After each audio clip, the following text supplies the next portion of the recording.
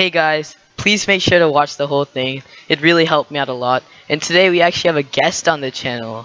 Would you like to introduce yourself? Hello, my name is Oskar, and I'm here too. So Yeah, we'll yeah. We'll be doing our Prem predictions in a month.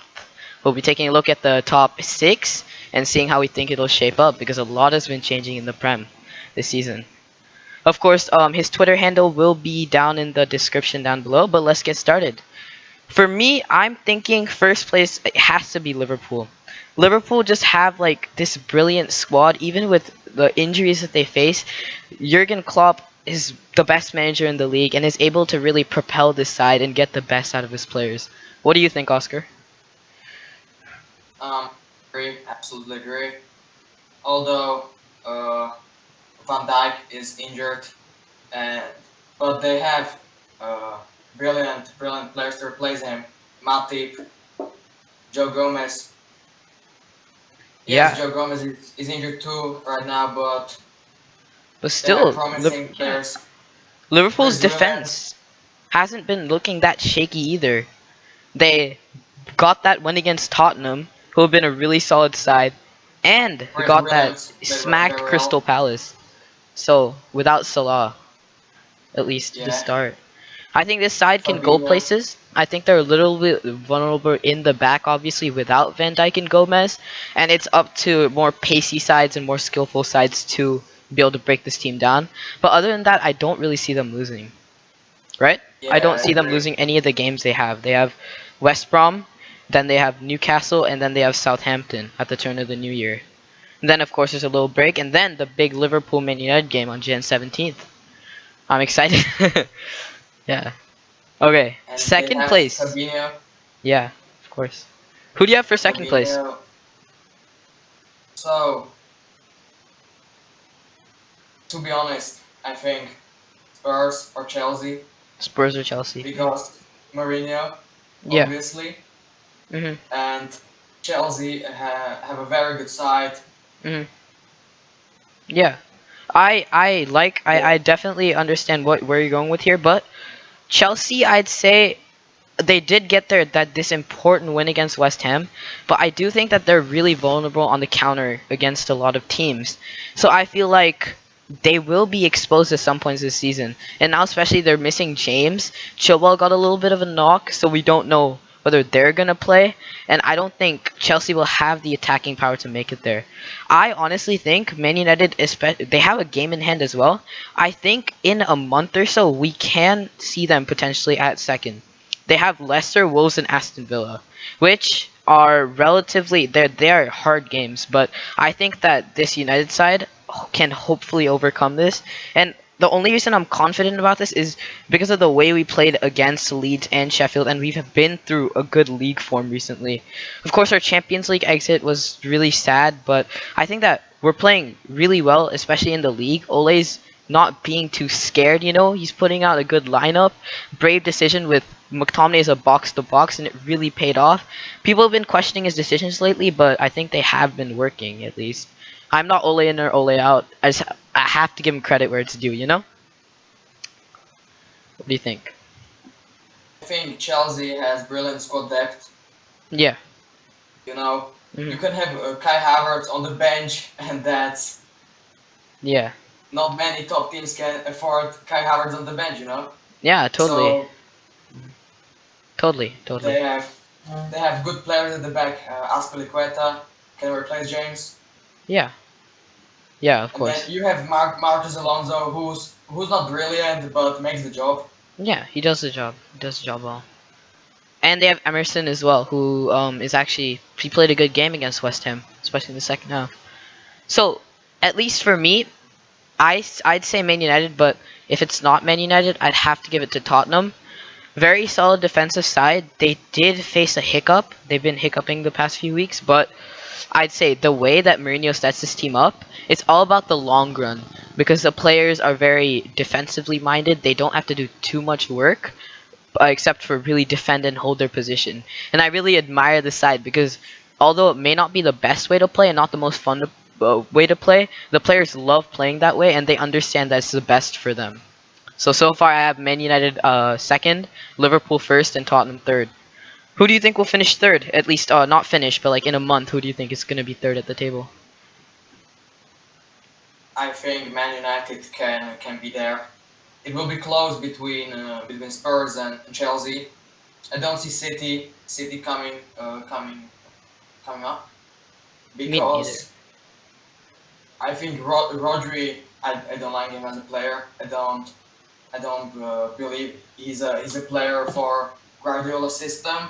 I think Fernandinho should play there because he's an absolute key player for them. And they're inconsistent. Aguero is injured. No, he's not injured, but he has problems with his knee. So I don't see them coming to. Uh, I don't see them challenging for the title at least in the few months coming. Me neither. They haven't looked as a great side. Something hasn't been clicking. See, Kevin De Bruyne, he's been doing all right this season, but definitely not up to his standards. And the attack just hasn't been clicking. There's something wrong in the side. They're not panicking yet, but I'd say if results go like this and continue like that, I think they'll have a reason to panic. But for I sure, honestly, I'd say I give my fourth position to Chelsea actually. Definitely squad depth as well. But I think that Spurs will definitely edge out Chelsea a little bit. I'm a little bit worried that they won't have as much attacking quality and crosses with James and Chilwell being out, especially since their main style of attacking is really getting the ball out wide and putting crosses in. So I feel they'll have to either adapt their system or do it with more mediocre players and not the likes of James and Chilwell. Because I really rate the two, honestly. I think they're gifted players. They can attack and they have good ball sense as well. Reece James brilliant. I love him as a player. Brilliant, yeah, agreed. I honestly think he can be better than Alexander Arnold one day hmm because he's strong. He can defend. hmm I think he's an all-around great player. To be fair, definitely he has potential. Would definitely not make those comparisons yet, of course. And Trent is actually 21, so it's crazy. They're about the same age, but Yeah, I'd say James is definitely better defending wise. But I love James' attitude, man. He's on the pitch as well. He's just brilliant. For yeah. me, actually, fifth place, I will be giving it to Leicester. Me too. I think, see, Leicester have tricky games ahead. They have a game against Man United, for sure, next weekend, 4:30 a.m. actually, for me. So it'll be an interesting wake up. Then Crystal Palace and Newcastle. Crystal Palace have proved a really unpredictable team this season, and you never know what to expect because Leicester are also a very flip-flop side this season as well. You really don't know what you're gonna get for them, other than Vardy scoring a inevitable goal, right? Like, what do you think about But Leicester? Leicester has Vardy. He's a great player. Obviously, he'll score the goals, and they have a good team in general. Madison's a great player. I honestly think he's on the same level as Grealish, underrated. And they have Tillemans, who's a great player too. Didi, one of the best defensive players in the league. And overall, they're a great side. And I think they'll prove it. Fifth place is Yeah, at least Leicester. at the end of the month. Leicester are a solid side. I think top five, top four, everything. Even in a month, the top six will be incredibly close. It'll be separated by the narrowest margins. It'll be separated by goal differential. I don't think a lot will separate the sides.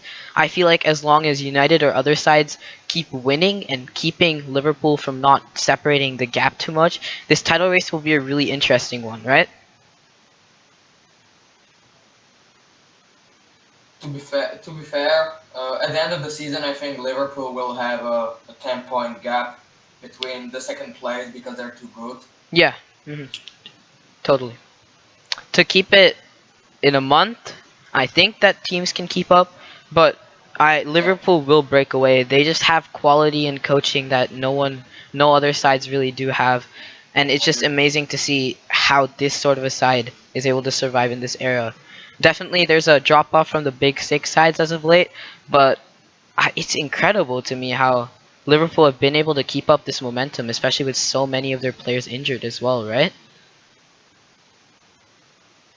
So let's go sixth place. Mm. I'll go Man City. Yeah. Mhm. They're not that bad to be eight. Now they're eight. Mm. So I think they'll climb up the table a bit. Sixth place, it's fair. Mhm. Yeah. So what's their next matches? For City, Yeah, City have up Newcastle, Everton, and Chelsea. So it's interesting here. I think they win against Newcastle. I think they win against Everton as well. Chelsea's gonna be a big game, but of course, every single game against like big six sides or sides competing will be an interesting one, and that's what I'm liking about the Prem this season. At this stage of the season, Liverpool were already starting to run away with it, right? Luckily, yeah, it's not as bad this season, but we're looking at a packed top six and really some good times to come. It's all about the mentality of the squad, the players, the managers get the tactics right, and I think that the sides that have adaptable lineups in which they can quickly change shape in the middle of a game to match the players' intensity or a different sides type of play, they are a winning team. Right? For example, if we take a look at Liverpool, right? Sometimes they'll just throw everyone forward, right? Just to attack. That's what they do.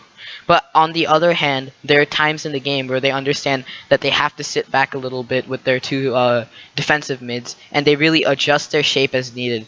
And they can push up Robertson and Trent as wingbacks if needed in that sort of a game, and push one of the center mids back into the defense. It's crazy how you notice these things, especially with many different sides. The teams that are able to change their lineup in the middle of the game to benefit the team without the coach's instructions and really understand what's happening in the game around them and adapt by themselves are title winning sides because they understand the game. yeah. I agree. Hmm. Absolutely. All right, mate. That should about wrap it up. I mean, I hope you guys enjoyed. Go follow him on Twitter, obviously, and yeah, I hope you guys enjoyed.